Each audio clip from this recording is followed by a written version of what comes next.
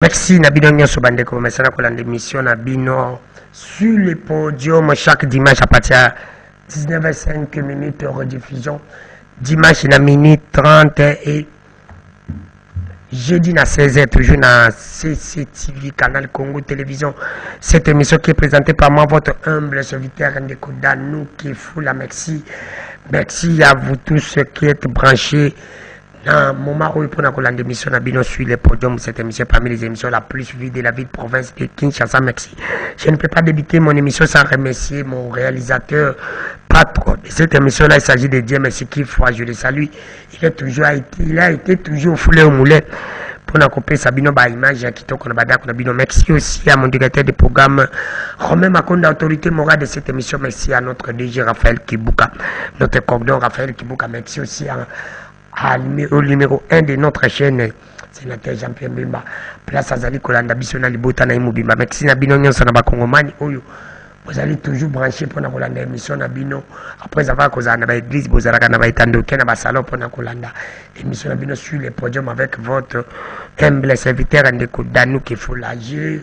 Ici pour vous, prophète Samuel Tamba, où tous en avez un plateau en attendant que Bandeko Moussou. Quand on musulman, il fallait bazala. Ce qui bazate, oui, on sera avec le prophète Samuel Tamba, il est déjà Azawana, prophète Samuel Tamba Mbote. Mbote de Kodanou, Mbote pe na ba téléspectateurs, oh nyonso, nzambe apesi libaku yako landa biso pokwa lelo, na bandi ete molimo na nzambe kosunga moko na moko, pona azala édifier. Merci Danou. Kala. Bon, tozali mosana nzambe zali. Milimo esengeli ko péché bango mbomese teli soki mole teli faut ko buka soko bukite mbomeko ya pe poli tozana kata chanza prophète Gary Kingi.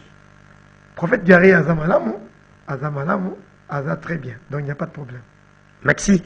Pendant nzambe baza kolanda biso sujet na biso ya pokwa lelo comme dans salaki dimanche où il est kaki na ba sala nzambe musu to ko continuer na même sujet tozali kolobela boni est-ce que biso nyonso ba chrétien ba musulman bakimbangiste batu nyonso batu ya otobengaka ya mulimu bref biso nyonso tosambelaka nzambe moko tote soki tosambelaka nzambe moko bokoyeba soki tosambelaka nzambe moko te bokoyeba yango nde mama na thème na biso toza nango na pokwa lelo prophète Samuel Tamba. Est-ce que nous tous nous prions même Dieu tosambelaka nzambe moko? Merci pona mutuna na yo Ndeko Danou. Nzambe aza moko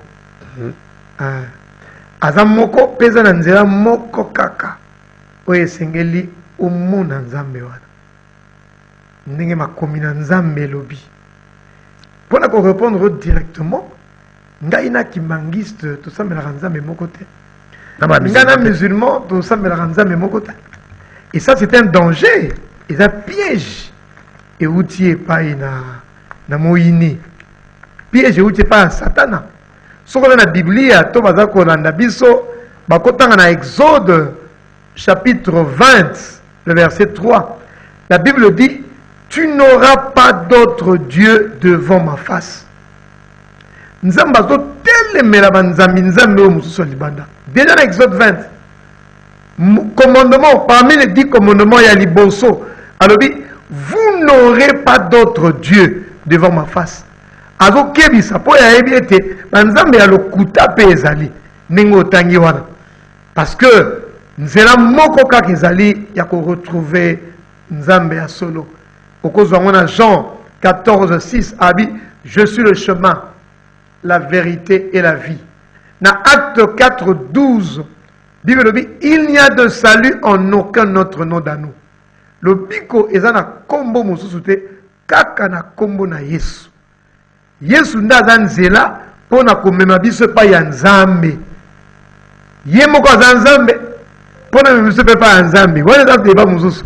Mena pesi nzela bato nyonso basambelaka Yesu Masiya bango nde baza na nzela ya solo.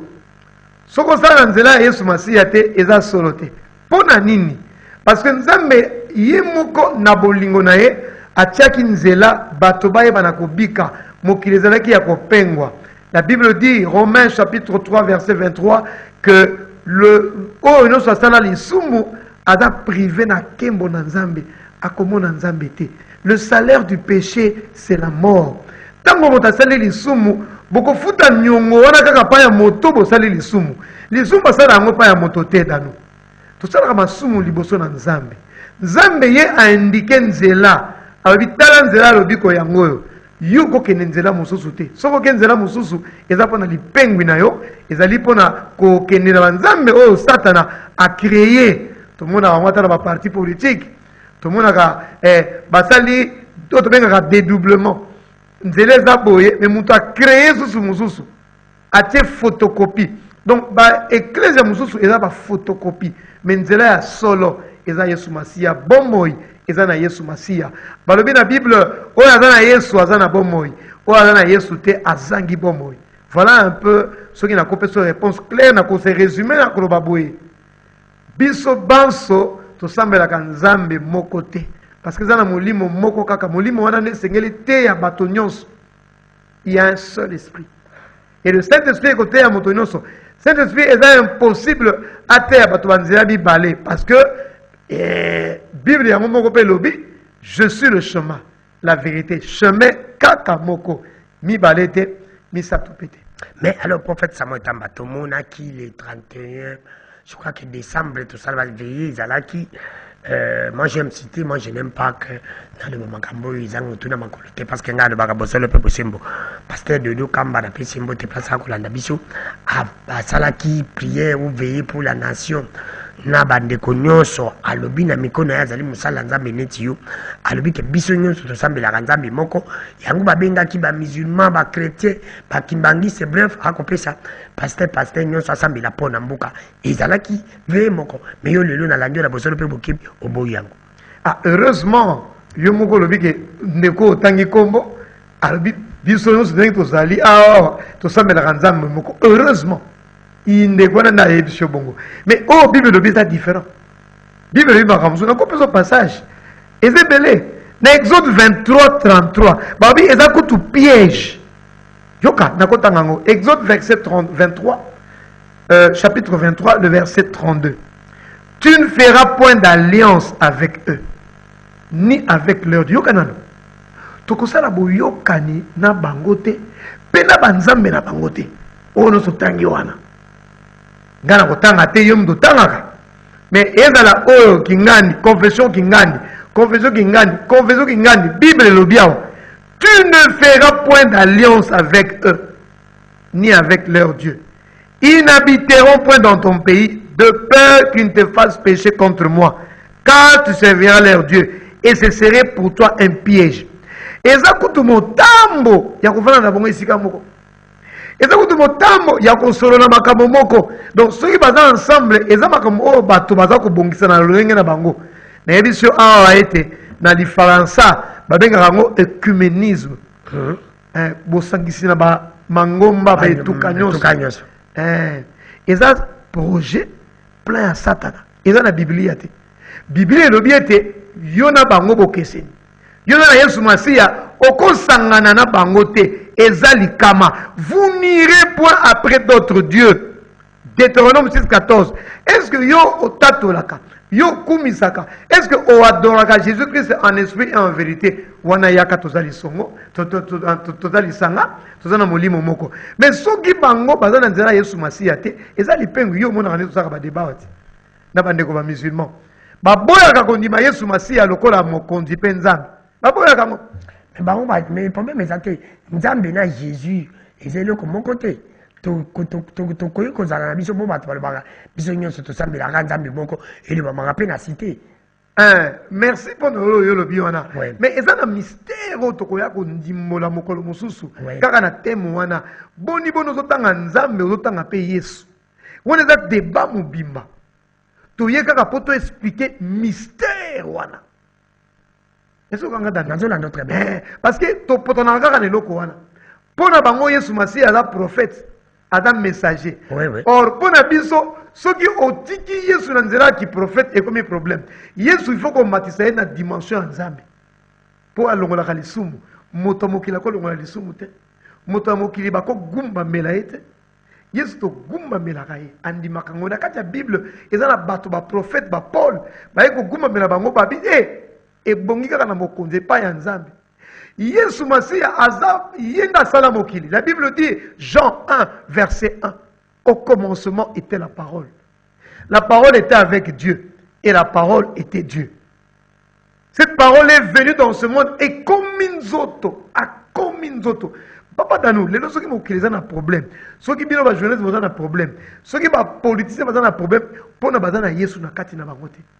Tango Yesu a côté, les gens qui ont asa mokonzi, on a ngana samela Yesu Masiya, mais azana basimi bale basimi sato, asamela Yesu.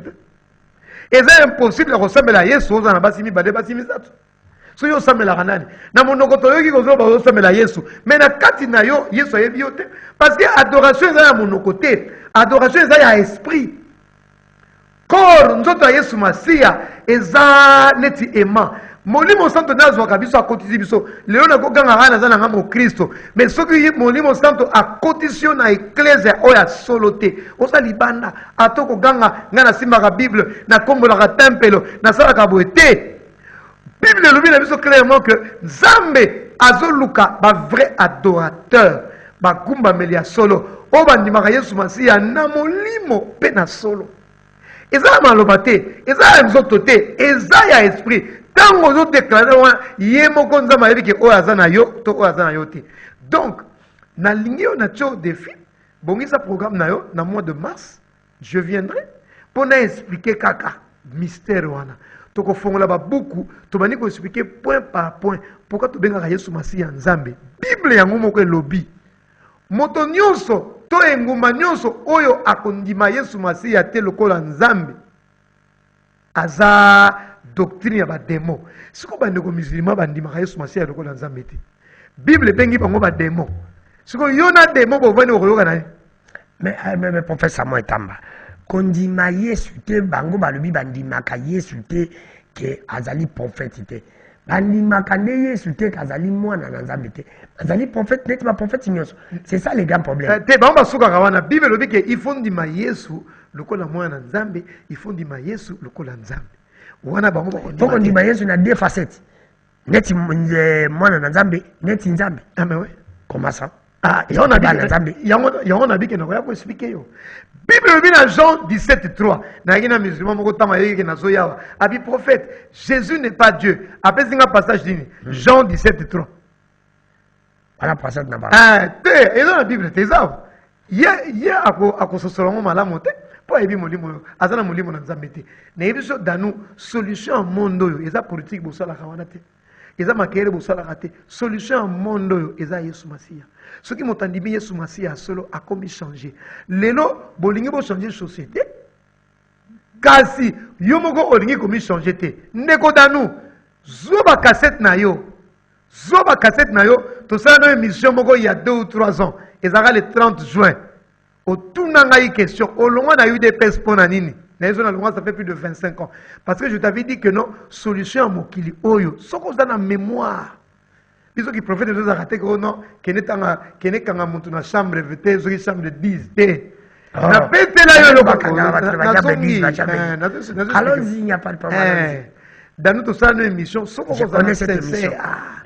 Nebi sakayo ata obazo chama kelele. Wana bande konezo azu pouvoir ou bazo kana pouvoir. Na yebi sakayo. Ouais ouais. Mokolo bakoza pouvoir bakomela supu.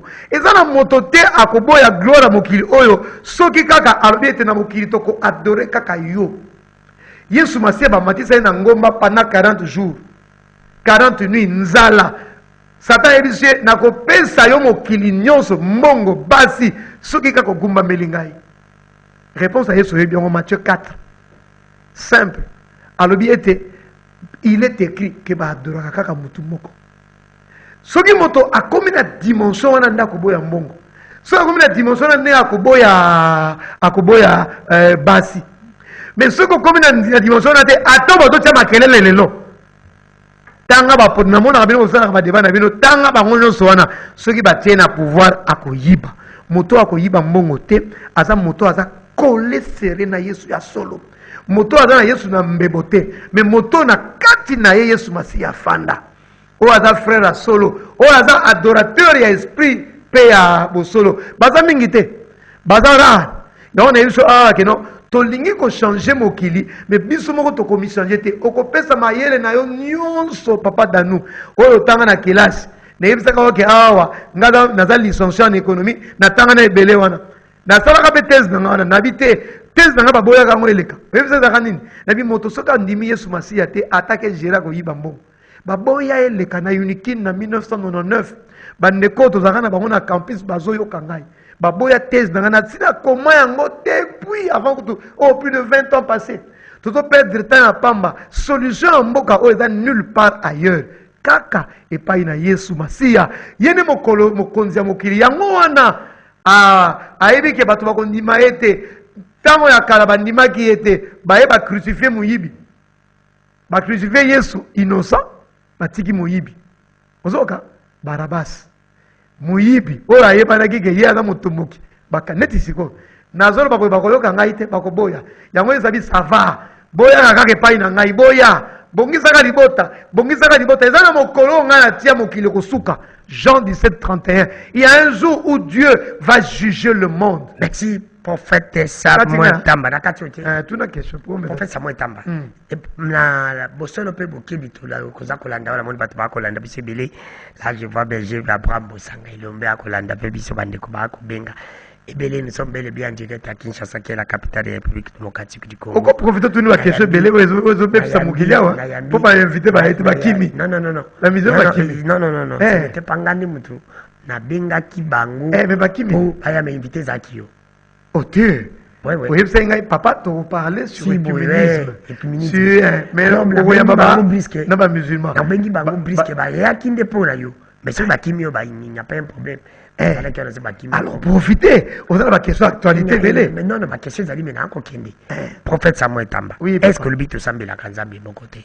Alors tout ça na combien d'enzambe? C'est tout semble la kanzambe mon. Parce que monsieur tu dis que tu as kanzambe mon. C'est vrai, kanzambe basé belé. Comment? Mais oya solo azaka kamoko. Le Dieu d'Abraham, d'Isaac et de Jacob. C'est lui le seul vrai. Bah Jésus basé belé, banzambe basé belé. Oui. Bah Jésus basé belé, banzambe basé belé. Wana ozokot sanga nazo kimango ozokot sanga. C'est mais parce que ngana yebi ki balobaka ba Jésus basé belé. Mais banzambe te bi azaka kamoko, mais le bi basé belé boni. Nzambe azaka kamoko. Oui, allons-y. Azaka kamoko. Mais ami bimisa, ami talisa na batomisato. Ouais. Le Père, le Fils et le Saint-Esprit. Bazaka kamoko. Mystère on a expliqué on bien to expliquer kabato. Nzamba za moko mais ami talisa na 3 personnes. On a béni le Père, le Fils et le Saint-Esprit. Yango moni balobi dans la Bible, faisons l'homme à notre image. Oui, bien frère sonati. Tout ça la motoneli la Bible parle de pluriel. Genèse 1 2 tous faisons l'homme à notre image. Moi, liboso la Bible, au commencement, Dieu créa les cieux et la terre. Ce qu'on a dans la Bible, oya originaux, était Elohim bara cosmos. Elohim est la forme plurielle de Nzambe. Nzambe est elle, e na elle. Ohim est S, na monoko ba hebelo. C'est ça qu'on a malamu. Ohim. Oh, la Bible dit au commencement, Elohim. Donc, déjà, la Bible est bannie et présentée déjà Nzambe comme plusieurs Nelokomoko. Donc, Nzambe est tout kouloukou, tout bien en unité et charte. Et les banini, n'est une nation. Quand on dit une nation, c'est un singulier. Mais il y a une nation, quand on dit un peuple, c'est un singulier. Au côté un peuple, ce peuple est. C'est un singulier. Donc, c'est une unité composée. Nous n'avons pas une unité composée. Le contraire, il y a Shéad. Il y a Shéad, Mona Ali Kinda. C'est la Bible. Tant que Mona Ali Kinda. Donc, Mona Moko Kaka. On a une unité. Mais Dieu a une réalité, il y a une unité composée. N'est une nation. Alors, nous avons mis Talisaka. Na Batomisat. Autre bengi, le Père. Quand on a catholique, na kombo ya Tata pe ya mwana pe Elimu Santo. Ata bakimangisa pe basala yango. Moi si na bango wana. Yango wana réalité wana. Mais ba tordre yango rêve pe bosala yango. Tenga nazo kende. On a du père difficile. Yango ne ba tordre yango quelque part. Siko réalité wana na lingo kota kuna mingi te. Mais yango wana. Yango on est dans Jean chapitre 1 le verset 1, la Bible dit au commencement était la parole. Liloba. La parole était avec Dieu. Voilà Jésus. Et la parole était Dieu. Cette parole s'est faite chair. Ngaïde Bible. Batang en Jean 1. Babi maloba ne komi mon souni. Et yé ko fanda na kati ya bato. Bato ba boss ba yeba ki ete ba sundo lié. La parole c'est Jésus. Yende le Père atindaki po aya ko talisa atalisa. Et sur 1 Corinthiens, la Bible dit que dans tant de choses et aussi là, bato nous sommes dans la soumise pas à Yesu. Yemoko pe Yesu. Ce qu'a fini ma solo nyonso, yemoko pe a dans la soumise pas à le Père. Pour être éthique à la kake loko moko. Alors Bible abi papa lokola ngano to ze loko moko. Ngai pena bango to komi loko moko. Unité composée. Voilà le konza mazoluka yango wana. Oya lukaka. Nana yo danu to comme loko moko na ye. Et cela est possible. Et c'est ça la parole de Dieu. Et c'est cela la vérité. Un seul Dieu, pas trois dieux. Un seul. Mais lelo awawa, et ça la pasteur même il y a réveil. Ba bunga en place wana. Ba terra el moko Yesu Masia azali asali musala ya Saint-Esprit. Or, le Saint-Esprit est ali réalité mususu. Être personnalité mususu na kati ya bonzambe yango Yesu Masia alobinini abi il vaut mieux pour vous que je m'en aille. Jean 16. Eza malamu mingi pona bino ngai na kende soki na keite molimo santo osanini akoyate. Oh ngai sengai na tikela esika potango ya koya akomema bino na bosolo nyonso Même professeur moi. allons-y. Pona ba musulman na ba kimangi na bato mususu molimo mo santo azali force. Or pona ba Kristo pe pona maloba na Nzambe molimo mo santo aza moto. Tokoki pe ko adorer. Yo ko adorer bo pepete? Tokoki adorer molimo santo. Oui. Quand il comme idolâtrie. Idolo, attends Nzambe adorer te pourquoi? Pourquoi adorer? O adorer na ko pe to passage. Ya ko adorer molimo santo. To continue na ko pe so passage. Simplement au moment on peut le temps na lukelo na personne. Donc on peut adorer le Saint-Esprit parce qu'il est Dieu. On peut parler avec l'esprit. Yenda tikala na biso, yenda za na kati na biso, yenda zo représenter na le Père, na le Fils, na kati na biso. Pour ça nature moko. Et nous comment que ça na mokirité sans bango misaki. Yango moni na bande la Bible. Babi au commencement Dieu créa la terre et l'esprit de Dieu mouvait. Donc baza on a bandeli à toutes choses. C'est trois personnes na kati. Yango to benga kabango. Ko senga pe pa parmi les trois personnes, on s'est dit pas mon projet. Sans problème. Sans problème pour les Zanzam. Il y a des Zanzam. Mais parce que ça va être tamba. On commence à thème à Kamana beaucoup de la mission bilingue. Il y a un changé de débat. Donc là, la changé de débat. Il y a un côté singa. Il y a un question de l'actualité. Il y a un zone. Il y a un zone. Il y a un zone. Il y a un zone. Il y a un zone. Il y a un zone. Le professeur Moitamba.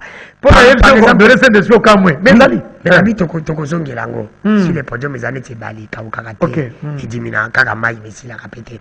Est-ce que le professeur Moitamba, quand la maï, va passer, le bagi qui est tout semble la Ranzabi, Moko, pas musulman, Bakimbangi, c'est, il ne faut pas appeler. Est-ce que va passer, on a tout le baquet? Bazali, on te le baki, faut qu'on a les perdiers, Dieu soit là, signe. Oh, comment on a qu'elle attend de la fin. Parce que le biquet, au lobby, on a besoin de peu de bignos. Ok. Parce que ma personne, on a un baki, boya qui yango. J'ai n'a pas ce prophète, puis la vie, tout ça, mais la ranza mort.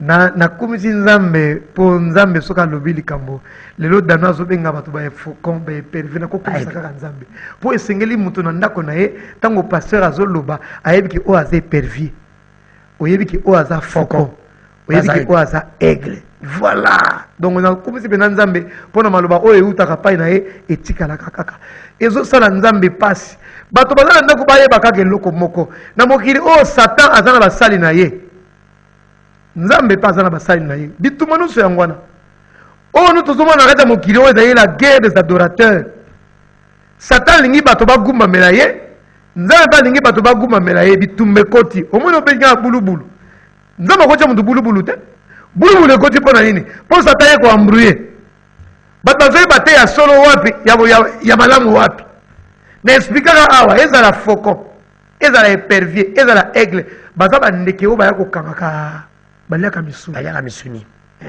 baliaka baame bango misato baza wana faucon épervier na aigle ya solo wapi tobaki ya solo eza aigle aza moto akendaka na bahauteur likolo okozwa aigle otya na kati ya zo te akopete bakalite na ye mais okozwa faucon otya na kati ya zo akoza yango babengaka kutu fauconnerie ye soki opesi ye mbongo achange langage place le contre ezobima achange ye achangeaka te na mopepa babi beaucoup plus bafaucon eza bino bapaster guide de réveil bochangeaka ata ye ya compte ta basi bakoma obenga bino mai so batie bino na composition forme makopo kasi bafaucon nde bango wana mais babi bapaster ba guide de réveil oui oza na raison baza ebele na kati ya bapaster ya réveil bakoti mpe mingi kuna mpo kuna discipline eza te kota na one olingi bata molimo mpona okoma sango okona na mwa balandeli mwa déontologie wana mwa pasi mais lelo moto avandi na ndako na ye lobi akomi prophète nini oyebi te nzambe alobelaki ye nzambe alobele prome eza te yango moni mingi baza kuna epuis kaka eloko moko na bakatoliki bakozala mingi te mpo babokaka kaka libanga na nzete oyo bakoyaka pa reve mpo vérité eza wana bakoya kosala mbrouillement kaka wana yango ozomona lelo bavantire nyonso ozomona wana na bato bakomona ata bamvwela na kati ya temple bazokokisa parole ya nzambe 1 Thessaloniciens chapitre 2-3 bokomona bango na bamvwela na bango balataki babilamba noir bapaster eza barégion sociaux bapaster deli balati bavola neti ya basango yo nde omonaka bango yo omonaka bango bato basi bapengwe na bango yo omonaka nde bapengwe nde komo oyebake moninga pengwi yo kanza oza na kibonzambe ebele bon eza question ya kozevante te bible elobi ke no bana na nga baza na langage moko oyo bakoyeba yango papa yo moto azoteya bato bazosepela nde bapayen bato masanga bato ekopo nde babetelaki maboko bango nde batalaka ye baoyo basambelaka batalaka ye te sikoyo moto abongo koloba nini moto alobi ke aza na motu esalaka malamu te ye moko alobi motu esalaka malamu te ngai te ye moko alobi motu yo tozoloba te ngai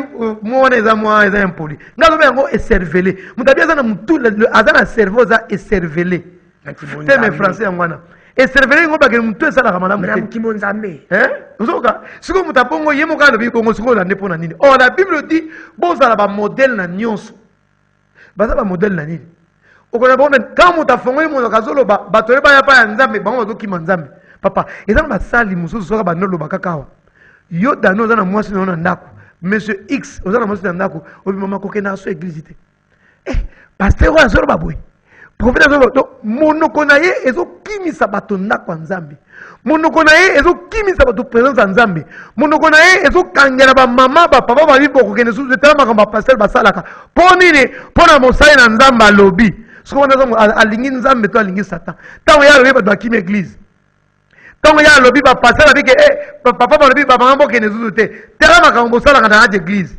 moto alolenga na azosalela nzambe le prophète Samuel Tamozo raisonné que bafaucon bazokimisa bana nzambe pembeni na nzambe ça sûr problème na ngai eza boye yango bible elobi ke no la bible nous a averti omoni danu soki nzambe amalamu mpo apesa biso nyonso wana yo aloba na biso abi bokeba na ntango asuka Matthieu 24 il y aura des faux christ bakobima la première arme de Satan c'est la séduction akoya na maquillage akoya koséduire oyo nozomona yalo bible ebi ebele bakozwa ndikindiki la démangeaison ya koyoka biloko ezosepesa bomona lelo tala bavu na youtube nde toteya bomona kaka 20 vues 30 vues mais yoka moto oyo bato oyo mutu na bango etetourna baloba mbala moko taka ndenge bible elobi makambo oyo ezopengwisa bato eza na wana litomba te oyo ezopesa bomoi te bato balangi na bango makambo wana papa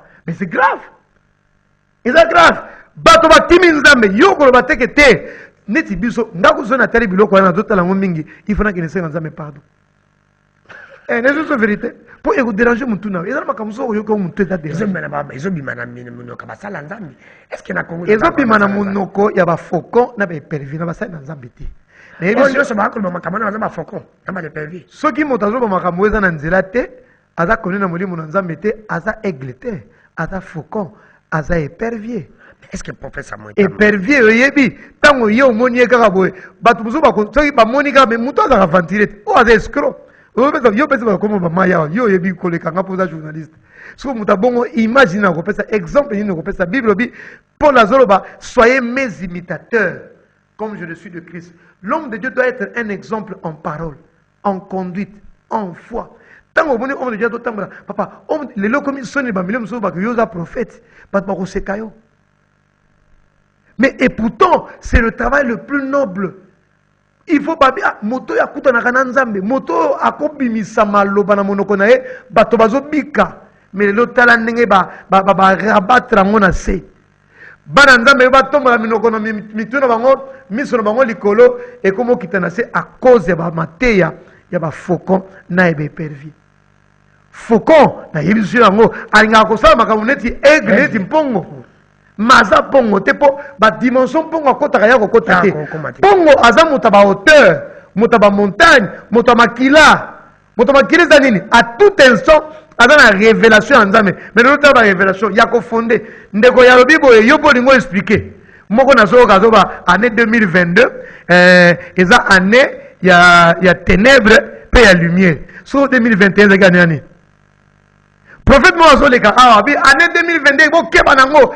Chiffre des mystiques, ténèbres na lumière. Bana nzambe bene tout bazana problème. Abi ténèbres na lumière. Sikoyo, quand en 2022 ténèbres na lumière ezalaka, yo kanga danu. Na 2020 ténèbres ezate, lumière ezate. Na 2030 ténèbres kozala année nyonso ténèbres ezalaka, lumière pe ezalaka. Kaka na 2022 te. Donc les gens bakomi ko lika des choses pour na ko fasciner bato. Bazo même bato en dehors de la vraie vie. O eza Yesu Masia. Voilà le grand combat du monde. Le grand combat du monde des années. Les gens ont refusé, pendant qu'on a débat, les gens refusent de reconnaître Jésus-Christ comme étant Dieu. Pourquoi? Parce que c'est lui la vie.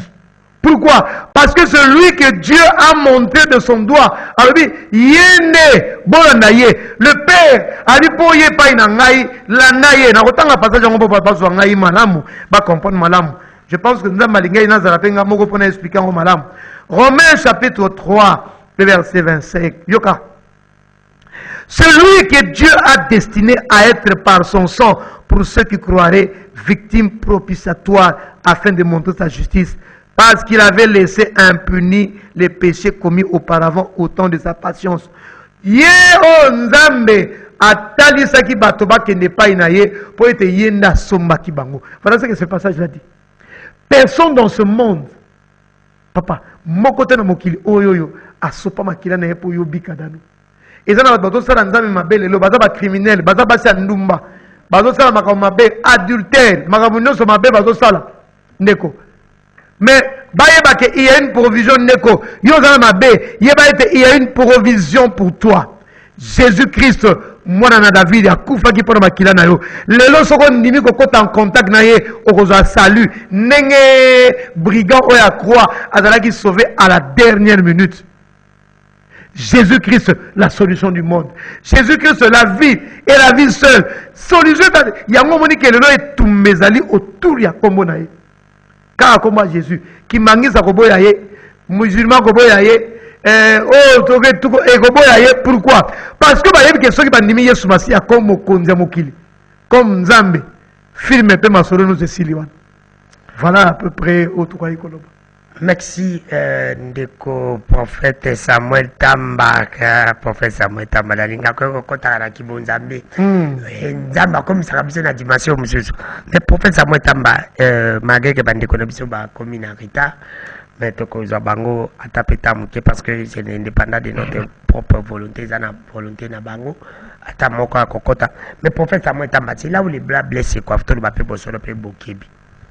Ceux qui te moni ba prophète oyo bakoleka d'office bakoleka ke biso ndenge na landi na bosolo ke biso bino ba chrétien na ba musulman bosambela kanzambe moko baza ba faux bala bon peuple de Dieu a jugé que baza ba faux. Non, nazo expliquer je te dis une chose que ngana musulman tozana nzambe moko te. Jamais. Ngana musulman na kolinga kozana yete poza piège a repengisa ngai. Il y a un seul esprit et un seul Dieu. Et molimo na nzambe ne tindi biso tokende vers le vrai Dieu. Bible oyo na oka musulman azotanga Bible apesi pe passage mais azotanga mon esprit parce qu'il n'a pas l'esprit de Dieu. Avant son esprit molimo santo oyo ko peso bwanya ya kotanga Biblia oyo il faut Yesu Masiya akota na bomoi na yo. Lokola mokonzi, lokola mobikisi pe mokonzi. Il faut Yesu Masiya papa. Pona kotanga Biblia oyo. Il faut na molimo na nzambe. Batanga ngone ti biloko kolia te. Parce que soko tanga ngona molimo santo ezo peso bomoi. Okozala a sans solution. O paso kana ndako kanga une chose. Ezana eloko moko te zangi solution devant de Dieu. Job alobaki, je sais maintenant que tu peux tout. Ozana ndako, je ne sais pas ce que le PC oh yozana ngozo leka. Je ne sais pas par quelle situation tu passes. Kangaka keloko moko. La vie c'est Jésus. Musulman a copeso vite, impossible. Oh mutema, so tena batwa ba suicide oh vrai musulman net nga vrai chrétien boy. Donc ozo avese mugoni ne ozate. Mais en fait ça moi dit, ce que maintenant ça va bien la avese bazaba chrétien. Pour Bible ne vous inquiétez de rien. Pour Jésus a la solution à tout. À tout. A la solution à tout et rien kozanga. Musulman so ko va avese. Oh bena banga tosa ba précepte. Là il n'y a pas de vie. Parce que la vie, la vie, c'est une personne. La vie, ce ne sont pas des écrits. Dans nos autres c'est comme musulman, on peut sauver. La vie, ce n'est pas une personne. La vie, ce n'est pas l'intelligence. La vie, ce n'est pas le français. Na côté français, tengama awa. Mais pas que la vie, c'est Jésus. Oh, dans nous. Quand Jésus, musulman, il y a Kindumba, il y a Panza Surata. Chrétien, il y a Ranza, mettant dans la Kindumba.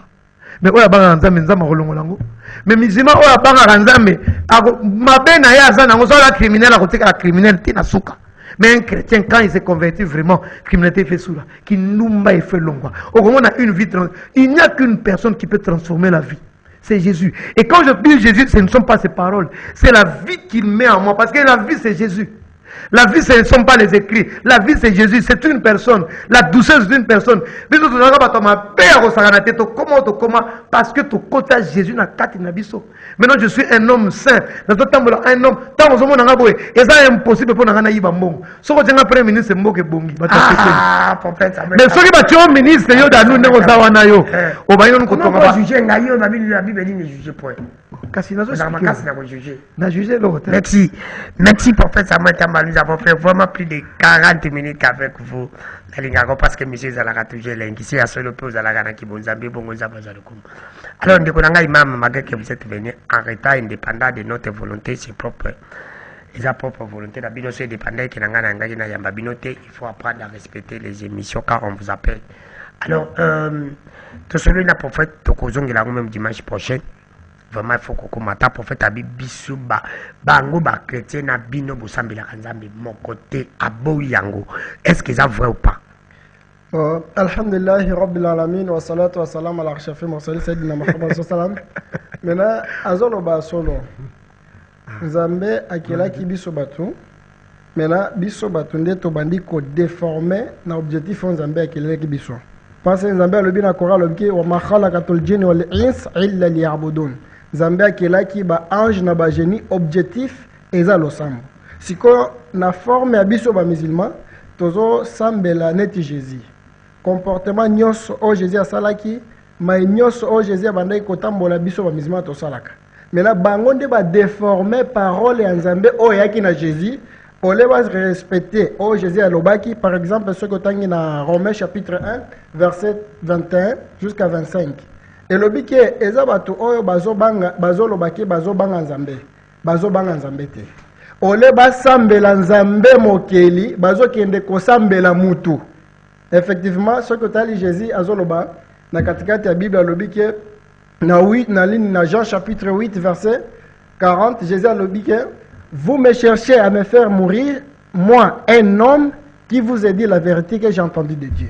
Mais là, bateau, bazo luka ko boma Jésus zabanani, eza ba chrétien, oh bazo kende ko sambe la contraire na volonté, oh Nzambe atinda que Jésus a kotangisa. Mais là, na kopesa ndeko na ngai. Ndeko na ngai imam, ndeko na ngai musulman. Est-ce que bino ba musulman na ba chrétien ko sambe la Nzambe moko? Mais Nzambe pas za la kamoko, Nzambe azibeli. Merci pour la parole, monsieur le journaliste. Je pense que c'est pas seulement parce que nous sommes venus en retard que l'émission ne sera pas comprise quand même. Non, il n'y a pas effectivement, nous ne prenons pas le même Dieu, mais sache que Dieu est unique. Le problème, c'est quoi? Dieu est unique. Le but de la création de l'humanité est unique. Parce que les gens qui nous comprennent, effectivement, Zambé Azamoko. N'habite ya créer l'humanité nyos ezamoko.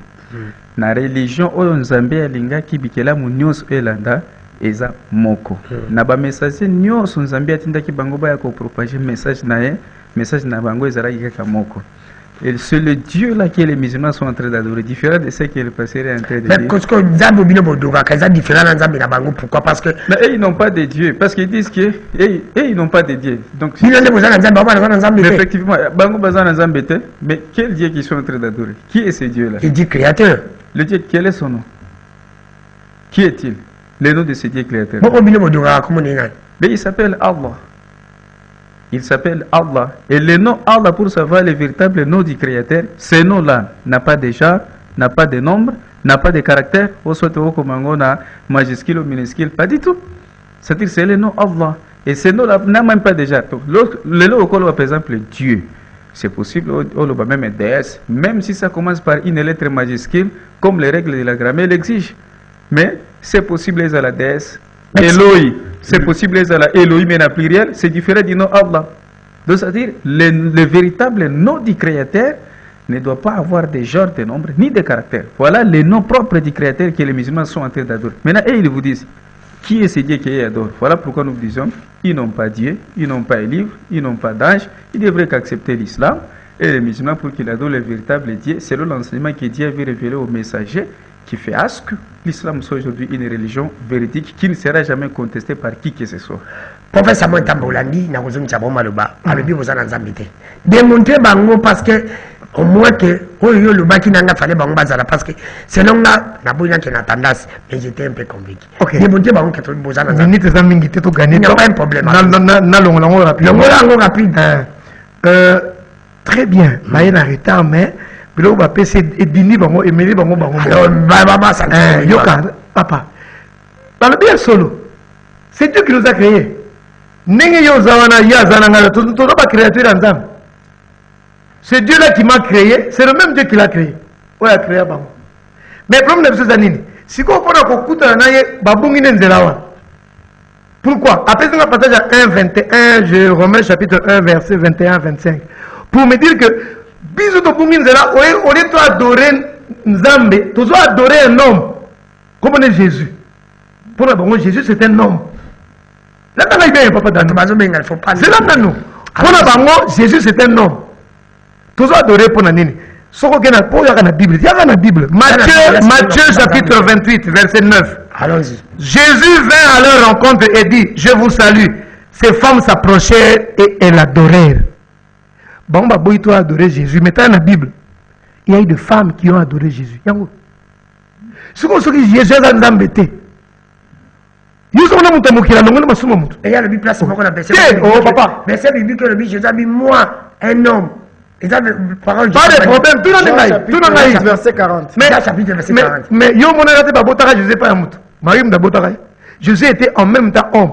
En même temps Dieu. En même temps Dieu. 1 Timothée 2:5 le dit, il y a entre Dieu et les hommes un seul intermédiaire. Jésus-Christ homme. Jésus-Christ embêté. Jésus-Christ homme. On a dimension pour moto. Ce qu'on appelle un cours. Ce qu'on peut dire c'est kokisa. Akokisa mission ya kosa na mokili azaki na auto bengi la kénose à faire taire ba tribu divin bonzambe na ye atamboli comme un simple homme pas kokisa rôle ya qui est intermédiaire pour qui intermédiaire akoye ko sala ngone tinzambe te yangona zela de na sisi kaka mala moko na pesa bango zo banini yangona 1 Timothée 2:5 la Bible dit entre Dieu et les hommes il y a un seul intermédiaire au bon bazoboy Jésus-Christ homme. Si vous Matthieu 28:9. Basi ba adorer Jésus. Marc chapitre 2 verset 5. Yesu anabi masumu na yona limbisi. Yesu mwana mtamukira limsa masumu. Mutakoli limsa masumu. Neti yenga na danu na limisa masumu. Mais Jésus a pardonné les péchés. Merci prophète Samuel. Merci prophète Samuel. N'a pas ça me comment. Ah on va se papa. Dimanche prochain parce que ça fonctionne à bilote prophète. Alors mais prophète a démontré que entre Nzambe na biso ça na mutu moko c'est Jésus. Au moins bateau bazolanda biso. Bazomona ke a dérouté muke. Dieu merci pour ça na verset na moko. Alors, il y a 1 Timothée chapitre 2 verset 5, et le car il y a un seul Dieu, aussi un seul médiateur entre Dieu et les hommes, Jésus-Christ homme. Jésus-Christ pardon. Jésus-Christ rôle nini o ezalaka intermédiaire, rôle na ezalaka nini. Na mutu intermédiaire zaneti entre ngana binona yi, ngana zana katikati. Donc aux intermédiaire est-ce que aux ngai moko? Alors bien jouer des rôles. Des rôles. Aza ante azali nzambe pe azali mutu. Est-ce que on a azolo bazo ezobima la Bible ezobima pi? O meya mo ta na biso verset lobi Jésus lobi ke ngai Jésus na nzambe na za mutu. Verset o Jésus lobi ke ngai Jésus na nzambe. Soki abimisi yango ngai na kozala chrétien na kokota religion na ye. Ndeko na ngai obakisa mutu. Alors je pense que bon, je peux dire que le pasteur est victime d'une mauvaise interprétation. Parce que dans la phrase, pour eux, Jésus est un homme. Donc, c'est-à-dire pour les musulmans, il dit que Jésus est un homme. Au moment où il y a un verset où il est crucifié, quelle version il y a? Donc, il y a pour les musulmans, Jésus est un homme, mais un petit verset confirmé, Jésus est un homme. Pourquoi expliquer mon dédé? Je n'ai pas encore terminé. Les mêmes versets qu'il a donné créent sa propre tombe. Jésus est un être humain et non Dieu. Parce que le verset est clair. Jésus-Christ a deux facettes. Homme et Dieu. Il est homme et Dieu. Mais le verset ne dit pas comme ça, car il y a un seul Dieu et il y a un seul médiateur. La conjonction de coordination qui est en train de coordonner deux propositions de nature différentes. C'est-à-dire que il faut aussi qu'il revoie aussi les livres de la grammaire. C'est-à-dire, car il y a un seul Dieu, un seul médiateur entre Dieu et les hommes, Jésus-Christ, homme. On n'a pas dit Jésus-Christ intermédiaire Dieu, parce qu'il y a la conjonction qui coordonne deux propositions de nature différentes. Donc Dieu est autre et Jésus est autre. Autre mot qu'il a dit pour terminer. Il dit ceci, non? Jésus est Dieu, c'est parce qu'il était adoré par les femmes. Moi, ça me fait rire. Lorsque vous lisez dans Matthieu chapitre 4, verset 1, il est très clair. Jésus, après avoir hygiéné pendant 40 minutes, le diable s'est présenté auprès de lui et dit non, adore-moi et je te donnerai les royaumes du monde. Donc, c'est-à-dire, si Satan aussi allait accepter donc cette conversation de Jésus avec lui, donc Satan aussi pourrait être Dieu. Comme Satan avait dit à Jésus de lui adorer. Donc, c'est-à-dire que Satan aussi serait Dieu. Dimanche prochain, il aura un téléphone comme il aura un téléphone aussi. Dimanche prochain, on sera avec vous. Le numéro de téléphone, c'est 081 310 46 46. Danila 081 310 46 46. Et le numéro de téléphone 085 68 97 991. Danila 085 68 97 991. Professeur Mouetamba, on finit, on te rejoint dimanche prochain, numéro de téléphone. On va y aller en retard, on va passer le numéro de téléphone pour aller. Non, il peut passer le numéro de téléphone, il n'y a pas de problème. 089 81 37 57 8. 089 81 37 57 8. Merci. Bandeko, Totiki, vraiment merci. Na binongen so bandeko ba. Tozaki na prophète Tamba bandeko ba comme na retame dimanche prochain. Tokozonga na bango to continuer. Mais prophète Samuel Tamba le bibo bandeko botinde la ba message. Bandeko faut pas lui appeler le nez en direct. C'est comme ça là que oui, il est grandeur et sur les podiums bolandaka. Prophète Samuel Tamba le bi Nzambe Jésus-Christ azalaki homme et Dieu.